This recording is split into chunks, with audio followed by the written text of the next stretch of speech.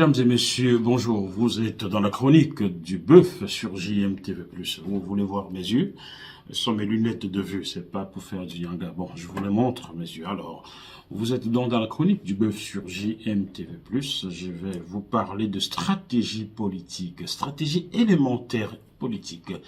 Pourquoi j'ai choisi de faire cette chronique pour vous en parler? C'est parce que je constate que dans plusieurs milieux africains, il manque de stratégie politique. Il manque même de culture politique, tout simplement.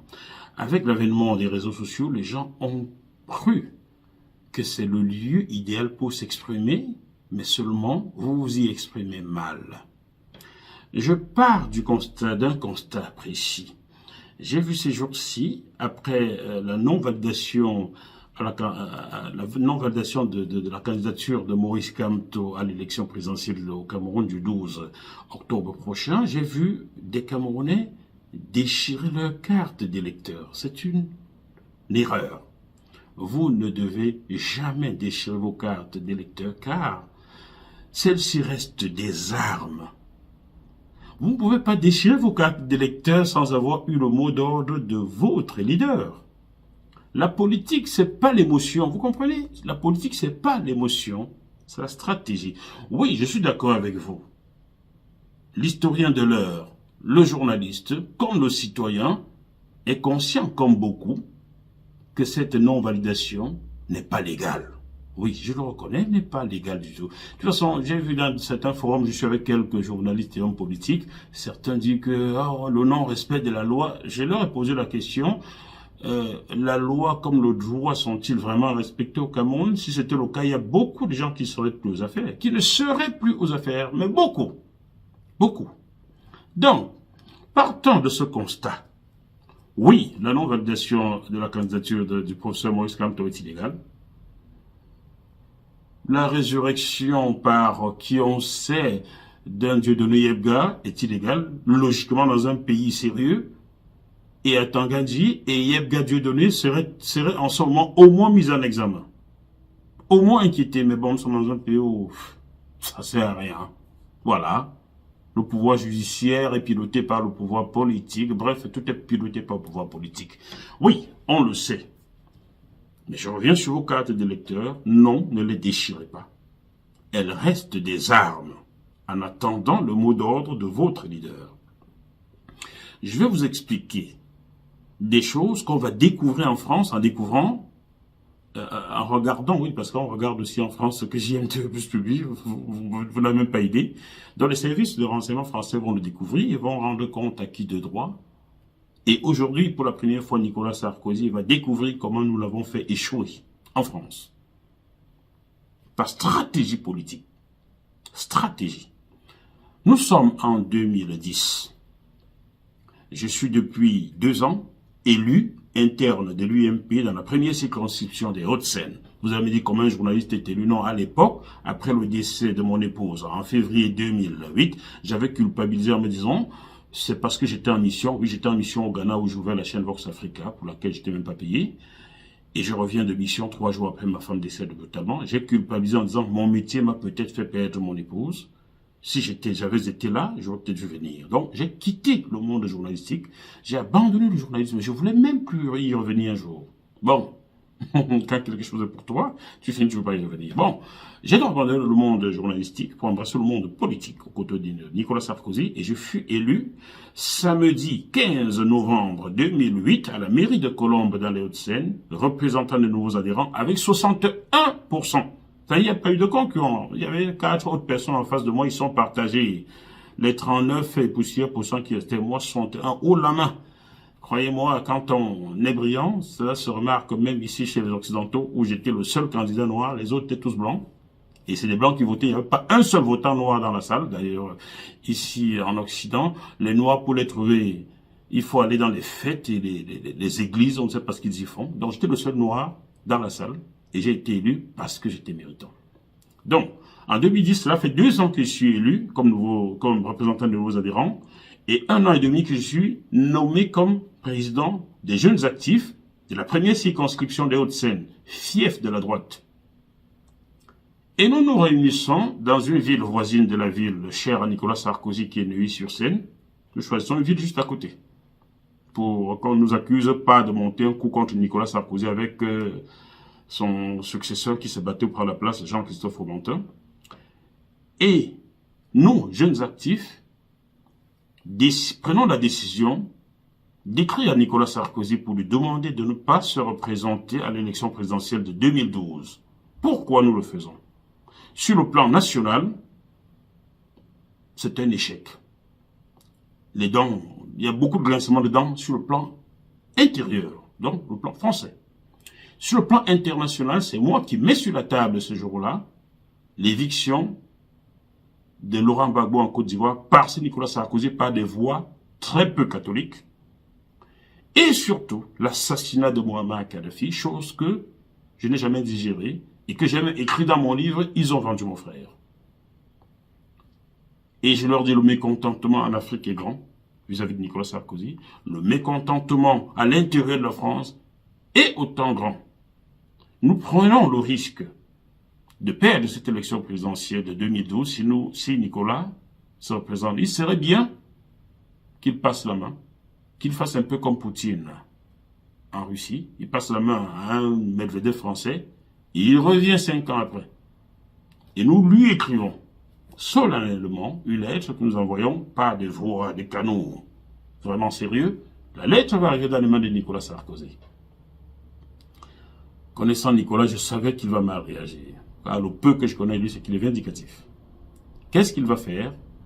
Il va charger son ami Roger Karoutchi, qui est secrétaire départemental de l'UMP du 92 dans mon département, de nous virer de nos postes, tous. Ce qui est illégal. Nous aurons pu rester en justice, nous aurons gagné, mais non. Donc on va nous virer. Et on va installer à nos postes des jeunes qui n'ont même pas nos âges. À la tête des jeunes actifs, on installe Vincent Jeanbrun, qui est aujourd'hui député. Pour ceux qui ne connaissent pas Vincent Jeanbrun, c'est ce maire chez qui on a mis, pendant les émeutes d'il y a 2-3 ans, on avait mis le feu dans sa maison, on a failli brûler sa femme et enfant. Là. C'est lui, Vincent Jeanbrun, que je connais bien. Bon, que je connaissais bien. Donc lui n'a même pas 33 ans, âge minimal pour être jeune actif, il a 28 ans à l'époque. On le nomme quand même à la place du président des jeunes actifs des Hauts-de-Seine, qui est Jean... comment j'oublie son nom? Bah, je ne dois pas le citer, mais je ne m'a pas donné l'autorisation de citer son nom. Donc, on nous vit et on installe ces jeunes. Qu'est-ce que nous avons fait à l'époque? Nous aurions pu aller sur les réseaux sociaux, bavarder, crier ou rester en justice, mais non, nous sommes restés calmes. Nous sommes restés soudés et nous avons dit, ok, nous verrons comment Nicolas Sarkozy sera réélu en 2012. Donc, sachez-le aujourd'hui, vous, chers amis, chers frères camerounais qui piaillaient et qui criaient sur les réseaux sociaux, la politique, c'est la stratégie. Sortez de l'émotion. Nous sommes restés soudés et 2 ans après, c'est en interne que nous avions battu campagne pour faire échouer Nicolas Sarkozy. Écoutez bien, c'est en interne, au sein de l'UMP, que notre groupe a pu convaincre les gens que Nicolas Sarkozy n'était pas la personne idoine pour se succéder à lui-même. Ça veut dire quoi? Nous avons fait échouer Nicolas Sarkozy en interne. Nous n'avons pas élu Hollande, bien entendu. Mais nous avons fait échouer Nicolas Sarkozy. Il ne le sait pas. Il va le découvrir avec cette vidéo aussi. Il ne le savait pas, jusqu'à présent. Et on ne s'est pas arrêté là. On a toujours plié le petit doigt. 5 ans après, lorsque Nicolas Sarkozy revient, change le nom de l'UMP en les Républicains, on lance pour désigner le candidat élu des Républicains pour la présidentielle de 2017. Qu'est-ce que nous fîmes encore? Le même groupe qui, depuis 2010, dit à Nicolas Sarkozy, non, non, non, ne te représente pas élu, nous punit. Nous nous réunissons encore et nous décidons de faire échouer Nicolas Sarkozy à cette élection interne. Moi, personnellement, en tant que journaliste, j'étais dans la short liste des journalistes qui suivaient Alain Juppé partout. Donc, pour ne pas se disloquer, nous avons dit, ok, certains vont soutenir Alain Juppé, d'autres vont soutenir François Fillon. Et c'est comme ça que pour la 2e fois, nous allons faire échouer Nicolas Sarkozy en interne. mais sans faire de bruit. Jusqu'à aujourd'hui, aucun journaliste français, en dehors de moi qui jouait de l'intérieur, aucun journaliste français n'a été au courant de ce que je vous explique là. Il faut aussi le découvrir là aujourd'hui. Voilà comment on fait, chers amis. Il faut sortir de l'émotion. Il faut arrêter de déchirer vos cartes de lecteur. Soyez un peu stratège. Et pour ceux qui sont activistes, les enfants, je connais beaucoup d'entre vous. Beaucoup d'entre vous sont devenus célèbres parce que je les ai invités sur mon plateau sur JMTV+. Je sais à peu près comment certains d'entre vous ont cheminé, les plus connus. Par moments, je vous ai dit non, ne faites pas ça, ne faites pas ça. Mais vous n'écoutez pas. Vous êtes dans la Starmania, vous n'êtes plus dans la revendication politique. Vous n'êtes plus, c'est pas une révolution, ça veut dire dans une révolution, tout le monde ne parle pas au même moment. La révolution, c'est le silence et la stratégie. Vous êtes dans des révoltes. Voilà, regardez bien dans le dictionnaire Larousse, hein, nous exprimons en français. Vous êtes dans des révoltes, ce qui est légitime. Vos révoltes sont légitimes. Mais appelez cela révolte, ne l'appelez plus révolution, ou bien je ne sais pas quoi. Vous n'êtes pas dans la révolution. Dans la révolution, tout le monde ne parle pas tout le temps. Dans la révolution, on ne s'insulte pas sur les réseaux sociaux. Dans la révolution, on a un but commun. Dans la révolution, on désigne un pour parler au nom de tous. Vous êtes dans la révolte et non dans la révolution. Et vous tuez votre combat vous-même. Car les services de renseignement français sont régulièrement connectés à vos réseaux. Ils n'ont même plus besoin de vous filer pour comprendre ce que vous étalez vos stratégies, vous étalez tout sur les réseaux sociaux. Ils le récupèrent tout simplement. Du coup, vous ne faites même plus peur à une mouche. Oui, j'ai quelqu'un qui travaille au renseignement généraux français, qui m'a un jour dit, Jackie, parce qu'il me connaît, il me dit, Jackie, ils ont tes anciens frères, là. Dis-leur d'arrêter de bavarder, bavarde trop. You talk too much. H, mon frère, mais we used to sing. You talk too much. You do talk too much. Parlez trop. Vous ne faites plus peur. Un homme qui parle trop ne fait peur à personne. Celui qui se tait et on ne sait pas à quoi il pense, fait beaucoup plus peur. Donc, chers amis, chers frères, parlez peu, agissez plus. Je ne vous demande pas d'aller dans l'illégalité, mais agissez plus, parlez peu. Vous parlez trop. Trop. Pour finir, vous perdez en crédibilité. Vous n'influencez plus grand monde parce que vous perdez en crédibilité. Lorsque vous insultez, tout le monde vous regarde. Votre ennemi commun, c'est qui? C'est le régime Biya et ceux qui le soutiennent ici en Occident. C'est de ça que vous devriez parler, au lieu de vous taper dessus. Chacun veut un poste de leader, chacun veut le leadership vous détruit, le bavardage vous détruit, les insultes vous détruisent, le gain de l'argent par vos lives vous détruit. Vous gagnez de l'argent par YouTube, par TikTok, vous vous mettez à parler à tort et à travers. Il faut absolument parler tous les jours pour gagner de l'argent. Vous vous détruisez. Bon, maintenant, votre candidat, ou bien le candidat que vous souteniez, Maurice Kamto, n'est pas retenu. Vous allez insulter Tanganji, vous allez insulter Paul Biya, vous allez insulter tout le monde. Vous allez finir par vous fatiguer, vous manquez de sujet et vous vous insulterez entre vous. Soyez focus. Votre objectif, c'est quoi? Que ce régime du Cameroun change. Votre objectif n'est pas de devenir le chef. Et les enfants. Bon, je vous appelle enfant parce que certains d'entre vous ont l'âge de ma fille. Voilà pourquoi je vous appelle les enfants. Et mes frères, parlez peu, agissez plus. Ayez une stratégie politique. Ayez une culture politique. Si vous n'en avez pas, ayez l'humilité de demander à certains. Il y a beaucoup d'Africains ici, francisés, qui ont milité en politique. Même pas moi, oubliez-moi, mais il y a beaucoup. Posez-leur des questions, apprenez. Car nous, en notre temps à l'UMP, nous recevions des formations internes.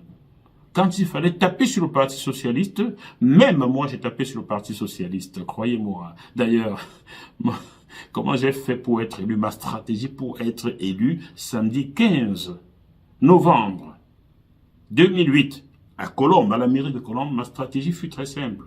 À l'époque, l'UMP était en mal. Et le Parti Socialiste grimpait. D'ailleurs, sur 22 régions, le Parti Socialiste avait raflé 15 régions. Alors j'arrive, mes petits camarades ont des professions de foi qui lisent, machin truc. Moi j'étais là assis, j'ai rien, je me disais, lisez vite, vous allez voir. Je suis passé en dernier. Lorsque je passe en dernier, devant le secrétaire départemental de l'UMP des Hauts-de-Seine à l'époque, qui s'appelle Jacques Gauthier, qui était aussi maire de Garches dans le 92, qui a été par la suite président de la commission de la défense au Sénat, il est assis, et moi je prends la parole, je n'ai aucune profession de foi dans les mains, je n'ai rien. Je sais où taper. Ça s'appelle de la stratégie. C'était préparé. Et je le tiens, ce discours-ci. Il y a une vague rose qui a envahi la France. La rose, c'est quoi? C'est l'emblème du Parti socialiste. La rose, la fleur rose. Je leur dis donc, il y a une vague de roses qui a envahi la France. Et moi, je veux enrayer cette rose-là. Je veux la stopper. Et pour cela, nous ne pouvons pas, non, à l'UMP, dans le département, la première circonscription des Hauts-de-Seine, qui est le département 92, les Hauts-de-Seine, nous ne pouvons pas nous permettre de voir cette vague rose arriver à nos portes.